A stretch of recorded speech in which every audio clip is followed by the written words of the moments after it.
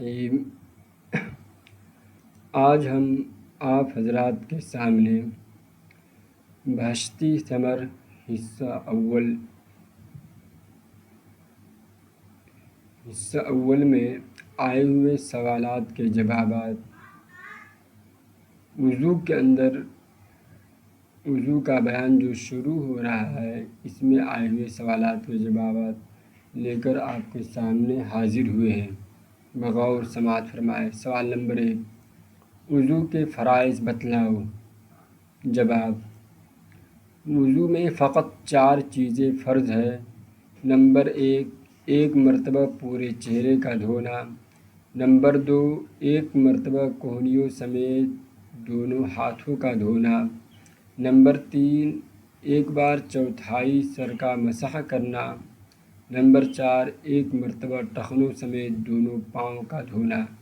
یہ چیزیں وضو کے اندر فرض ہیں۔ اگر ان میں سے کچھ کمی رہ جائے تو وضو نہیں ہوگا۔ آگے دیکھیے، وضو کے مستحب سوچ کر بتلاؤ۔ جواب: وضو کے 5 مستحب یہ ہیں۔ مستحب اس سے زائد ہیں، لیکن آپ کے سامنے صرف 5 ذکر کیے جا رہے ہیں۔ نمبر 1، داہنے طرف سے شروع کرنا۔ نمبر 2، گردن کا مسح کرنا۔ نمبر 3، وضو کے کام خود کرنا، دوسرے سے مدد نہ لینا۔ نمبر 4، قبلے کی طرف منہ کر کے بیٹھنا۔ نمبر 5، اونچی جگہ بیٹھ کر وضو کرنا۔ اس کے بعد اور سوال دیکھیے، وضو کی سنتیں۔ وضو کی سنتیں 13 ذکر کی گئی ہیں۔ دیکھیے، نمبر 1، نیت کرنا۔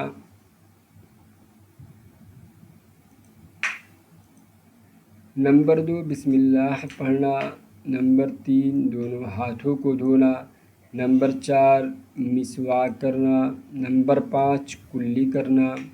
نمبر 6، ناک میں پانی ڈالنا۔ نمبر 7، ہاتھ اور پاؤں کی انگلیوں کا خلال کرنا۔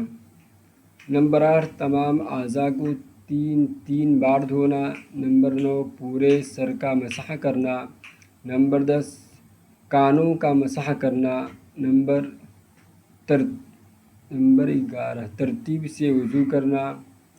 12، پے در پے وضو کرنا، یعنی ایک عضو خشک ہونے سے پہلے دوسرا عضو دھو لینا۔ نمبر 12، داڑھی کا خلال کرنا۔ یہ نمبر 13، 11، 12 اس میں آگے ہے، 13 ہو گئے۔ اور آگے دیکھیے، وضو کی سنت 13 بھی یہاں سے بھی ذکر کی گئی ہے۔ نمبر 1، بسم اللہ پڑھنا، بسم اللہ کہنا، نیت کرنا، مسواک کرنا، کلی اور ناک میں پانی ڈالنا، انگلیوں اور داڑھی کا خلال کرنا، ترتیب سے وضو کرنا، 3 بار دھونا، دائیں طرف سے آغاز کرنا، کانوں اور سر کا مکمل مسح کرنا، وضو کے بعد کلمہ شہادت پڑھنا، کم پانی استعمال کرنا۔ اب آگے دیکھیے، سوال نمبر، اگر کوئی شخص پانچواں حصہ سر کا مسح کرے تو اس کا وضو ہوگا یا نہیں؟ مع وجہ کے بتلاؤ، یعنی مع دلیل کے بات بتائیے۔ جواب: اگر کوئی شخص 5واں حصہ سر کا مسح کرے تو اس کا وضو نہیں ہوگا، کیونکہ فرض کی مقدار سے کم ہو رہا ہے۔ سر کے چوتھائی حصہ کا مسح کرنا فرض ہے، لیکن بہتر یہ ہے کہ آپ یہ والا یاد کریں، اگر کوئی شخص سر کے 5ویں حصے کا مسح کرے تو اس کا وضو درست نہیں ہوگا، کیونکہ وضو میں سر کے چوتھائی حصے کا مسح کرنا فرض ہے۔ اگر چوتھائی سے کم مسح کیا جائے تو وضو مکمل نہیں ہوگا۔ آگے دیکھیے، سوال، کسی کے پیر کا انگوٹھا زخمی ہے، صرف اس پر پانی ڈالنا نقصان کرتا ہے، اس لیے اس نے پورے پیر کو نہیں دھویا تو اس کا وضو ہوا یا نہیں؟ دونوں باتیں سوچ کر بتلاؤ۔ دیکھیے، جواب: اس کا وضو نہیں ہوا۔ کیونکہ پورے پیر کا دھونا فرض ہے اور زخمی جگہ پر مسح کرنا تھا، اس نے ایسا نہیں کیا، جس کی وجہ سے اس کا وضو نہیں ہوا۔ اس سوال کے جوابات کو مزید نیچے آپ دیکھیے۔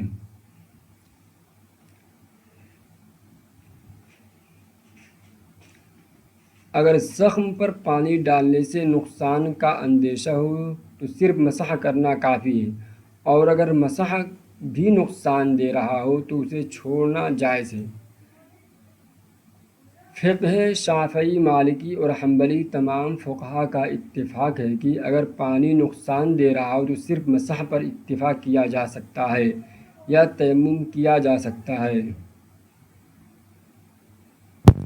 آگے دیکھیے وہی مسئلہ ہے، اگر زخم پر پانی ڈالنے سے نقصان یا تکلیف کا یقین ہو تو کیا کریں گے؟ زخم پر مسح کیا جائے گا، اگر مسح بھی نقصان کرے تو اسے چھوڑنا جائز ہوگا۔ لیکن اگر نقصان کا یقین نہ ہو تو کیا صورت ہے؟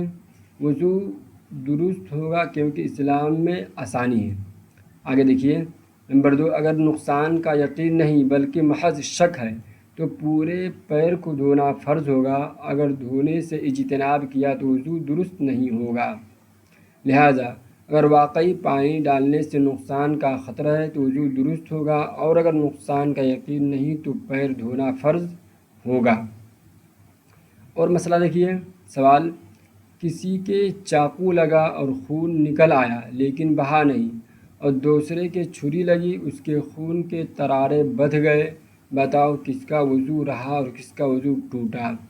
جواب، چاقو لگنے سے وضو نہیں ٹوٹا کیونکہ خون بہہ کر بدن پر نہیں بہا بلکہ زخم کے اندر ہی رہ گیا، اور چھری لگنے والے کا وضو ٹوٹ گیا کیونکہ خون زخم سے نکل کر بہہ گیا۔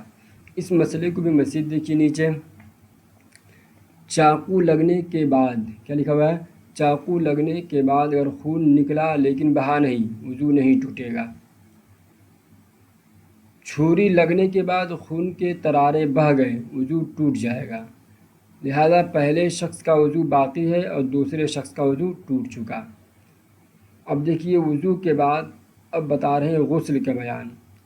سوال، غسل کے فرائض بتلاؤ۔ جواب، غسل کے اندر 3 فرض ہے۔ نمبر 1 کلی کرنا، نمبر 2 ناک میں پانی ڈالنا، نمبر 3 تمام بدن پر پانی بہانا، اس طرح کی بال برابر بھی کوئی جگہ سوکھا نہ رہے۔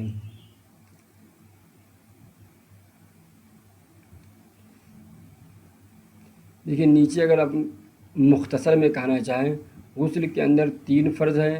نمبر 1 کلی کرنا، منہ کے ہر حصے میں پانی پہنچانا۔ کلی کرنا مطلب یہ کیا ہے؟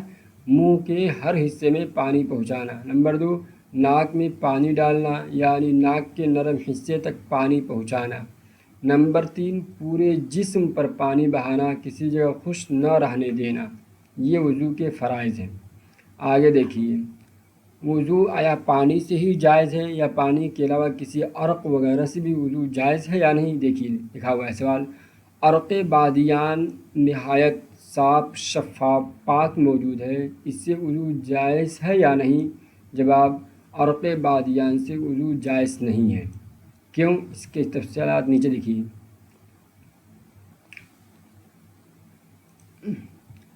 عرق بادیان پاک اور طاہر ہے، لیکن چونکہ یہ مائع مطلق یعنی اصل پانی نہیں ہے، اس لیے اس سے وضو درست نہیں ہوگا۔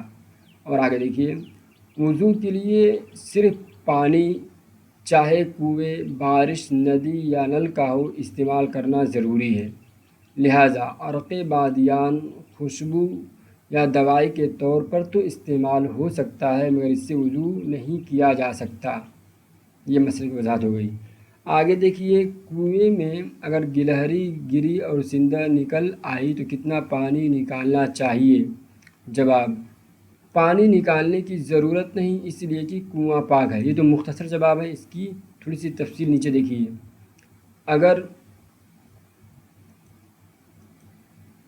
اگر گلہری زندہ نکل آئی اور اس پر نجاست کے آثار نہ ہوں، پانی نکالنا ضروری نہیں، پانی پاک رہے گا کیونکہ گلہری کا بدن پاک ہے۔ اگر گلہری کے جسم پر نجاست کے آثار ہوں تو کیا کریں گے؟ کم از کم 20 ڈول یا اس سے زیادہ پانی نکالنا ضروری ہوگا، کیونکہ نجاست کی وجہ سے پانی ناپاک ہو گیا۔ لہٰذا اگر گلہری صاف ستھری ہو تو پانی پاک، اور اگر اس پر نجاست ہو تو 20 ڈول پانی نکالنا ہوگا تاکہ پانی کی پاکیزگی بحال ہو جائے۔ یہ اب سوال دیکھیے آگے، بکری کی دو ایک میگنی یا اونٹ کی میگنی اتنی ہی گر پڑی اور ثابت نکل آئی تو کتنا پانی نکالے؟ جواب، پانی نکالنے کی ضرورت نہیں کیونکہ کنواں ناپاک نہیں ہوا۔ ثابت نکل آنے کی وجہ سے کنواں ناپاک نہیں ہوا۔ لیکن اس مسئلے کی بھی وضاحت دیکھیے نیچے، اگر میگنی ثابت حالت میں ہو تو پانی پاک ہے، اور اگر گل گئی ہو تو کم از کم 20 ڈول نکالے تاکہ طہارت حاصل ہو جائے۔ اور ہے، اگر میگنی ثابت حالت میں ہو اور نہیں گھلی، پانی پاک رہے گا اور نکالنا ضروری نہیں پانی نکالنے کی۔ اور اگر میگنی پانی میں گل گئی ہو یا پانی کی بو، رنگ، ذائقہ بدل گیا تو کم از کم 20 ڈول یا زیادہ پانی نکالنا ضروری ہوگا۔ یہ سارے مسائل ہیں۔ آگے دیکھیے سوال، کسی ہندو پنڈبے نے کنویں میں غوطہ لگا کر کوئی چیز نکالی تو کنواں پاک ہے یا نہیں؟ اس کا جواب ایک آسان دیا گیا ہے۔ جواب، اگر ہندو کے جسم پر ظاہری نجاست نہ ہو تو کنواں پاک رہے گا اور پانی نکالنے کی ضرورت نہیں، کیونکہ بذات خود غیر مسلم کا جسم ناپاک نہیں ہے۔ کسی ہندو یا غیر مسلم نے کنویں میں غوطہ لگا کر کوئی چیز نکالی تو اس سے کنویں کے ناپاک ہونے یا نہ ہونے کا مسئلہ درج ذیل صورتوں کے مطابق ہوگا۔ چلیے وہ صورتیں نیچے لکھے ہیں۔ اگر ہندو کے جسم پر ظاہری نجاست نہ ہو، کنواں پاک رہے گا اور پانی نکالنے کی ضرورت نہیں ہوگی۔ اگر ہندو کے جسم پر ظاہری نجاست ہو تو کیا کریں گے؟ کم از کم 20 ڈول یا زیادہ پانی نکالنا ضروری ہوگا۔ 20 ڈول نکال دیں یا مزید اس سے زیادہ نکال دیں۔ اگر پانی کا رنگ، بو، ذائقہ نجاست کی وجہ سے بدل جائے، پورا کنواں خالی کرنا لازم ہوگا۔ لہٰذا اگر ہندو کا جسم پاک ہو تو پانی پاک ہے، اور اگر نجاست کے اثرات ہوں تو کم از کم 20 ڈول پانی نکالنا واجب ہوگا۔ اتنے ہی پر اکتفا کرتے ہیں۔ آگے تیمم کے مسائل آ رہے ہیں، آئندہ انشاءاللہ پھر آپ کے سامنے حاضر ہوں گے تیمم کے مسائل کو لے کر۔ تب تک کے لیے شکریہ۔